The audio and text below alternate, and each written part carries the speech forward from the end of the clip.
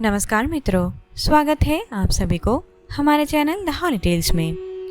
गणेश जी विघ्न विनाशक व शीघ्र प्रसन्न होने वाले देवता है। अगर कोई सच्चे मन से गणेश जी की वंदना करता है तो गौरी नंदन प्रसन्न होकर उसे आशीर्वाद प्रदान करते हैं। वैसे भी गणेश जी जिस स्थान पर निवास करते हैं उनकी दोनों पत्नियां रिद्धि तथा सिद्धि भी उनके साथ रहती है और उनके दोनों पुत्र शुभ व लाभ का आगमन भी गणेश जी के साथ ही होता है। कभी कभी तो भक्त भगवान को असमंजस में डाल देते हैं। पूजा पाठ व भक्ति का जो वरदान मांगते हैं वह निराला होता है। काफी समय पहले की बात है। एक गांव में एक अंधी बुढ़िया रहती थी। वह गणेश जी की परम भक्त थी। आंखों से भले ही दिखाई नहीं देता था, परंतु वह सुबह शाम गणेश जी की बंदगी में मग्न रहती। नित्य गणेश जी की प्रतिमा के आगे बैठकर उनकी स्तुति करती, भजन गाती व समाधि में लीन रहती। गणेश जी बुढ़िया की भक्ति से बड़े प्रसन्न हुए। उन्होंने सोचा यह बुढ़िया नित्य हमारा स्मरण करती है, परंतु बदले में कभी कुछ नहीं मांगती। भक्ति का फल तो उसे मिलना ही चाहिए। ऐसा सोचकर गणेश जी एक दिन बुढ़िया के सम्मुख प्रकट हुए तथा बोले, माई, तुम हमारी सच्ची भक्त हो। जिस श्रद्धा व विश्वास से हमारा स्मरण करती हो हम उससे प्रसन्न हैं। तुम जो वरदान चाहो हमसे मांग सकती हो। बुढ़िया बोली, प्रभु, मैं तो आपकी भक्ति प्रेम भाव से करती हूँ। मांगने का तो मैंने कभी सोचा ही नहीं, अतः मुझे कुछ नहीं चाहिए। गणेश जी पुनः बोले, हम वरदान देने के लिए ही आए हैं। बुढ़िया बोली, हे सर्वेश्वर, मुझे मांगना तो नहीं आता। अगर आप कहे तो मैं कल मांग लूंगी। गणेश जी कल आने का वादा करके वापस लौट गए। बुढ़िया का एक पुत्र व बहू थे।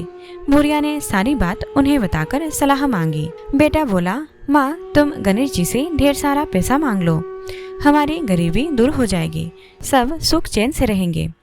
बुढ़िया की बहू बोली, नहीं, आप एक सुंदर पोते का वरदान मांगे, वंश को आगे बढ़ाने वाला भी तो चाहिए।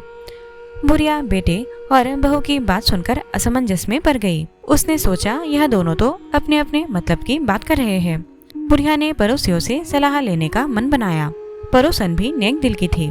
उसने बुढ़िया को समझाया कि तुम्हारी सारी जिंदगी दुखों में कटी है, अब जो थोड़ा जीवन बचा है वह तो सुख से व्यतीत हो जाए। धन अथवा पोते का तुम क्या करोगी? अगर तुम्हारी आंखें ही नहीं है तो यह सांसारिक वस्तुएं तुम्हारे लिए व्यर्थ है, अतः तुम अपने लिए दोनों आंखें मांग लो। बुढ़िया और भी सोच में पड़ गई। उसने सोचा कुछ ऐसा मांग लो जिससे मेरा बेटा और बहू सबका भला हो। लेकिन ऐसा क्या हो सकता है? इसी उधर धुन में सारा दिन व्यतीत हो गया। बुढ़िया कभी कुछ मांगने का मन बनाती तो कभी और कुछ, परंतु कुछ भी निर्धारित न कर सकी। दूसरे दिन गणेश जी पुनः प्रकट हुए तथा बोले, आप जो भी मांगेंगे वह हमारी कृपा से हो जाएगी, यह हमारा वचन है। गणेश जी के पावन वचन सुनकर बुढ़िया बोली, हे गणराज, यदि आप मुझसे प्रसन्न हैं तो कृपया कर मुझे मन इच्छित वरदान दीजिए। मैं अपने पोते को सोने के गिलास में दूध पीते देखना चाहती हूँ। बुढ़िया की बातें सुनकर गणेश जी उसकी सादगी व सरलता पर मुस्कुरा दिए। बोले, तुमने तो मुझे ठग ही लिया है। मैंने तुम्हें एक वरदान मांगने के लिए बोला था, परंतु तुमने तो एक वरदान में ही सब कुछ मांग लिया। तुमने अपने लिए लंबी उम्र तथा दोनों आंखें मांग ली है। बेटे के लिए धन व बहू के लिए पोता भी मांग लिया। पोता होगा, ढेर सारा पैसा होगा, तभी तो वह सोने के गिलास में दूध पिएगा। पोते को देखने के लिए तुम जिंदा रहोगी, तभी तो देख पाओगी। अब देखने के लिए दो आंखें भी देनी ही पड़ेंगी। फिर भी वह बोले, जो तुमने मांगा वे सब सत्य होगा।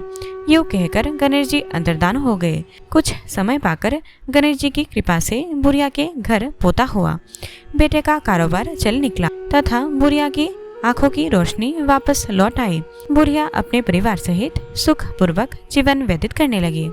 अगर आपको ये वीडियो अच्छी लगी तो एक लाइक अवश्य करें और हमारे चैनल द हॉली टेल्स को जरूर सब्सक्राइब कर दीजिए। आगे हमारे साथ बने रहने के लिए हमारे चैनल द हॉली टेल्स को जरूर सब्सक्राइब कर दीजिए। जय श्री गणेश।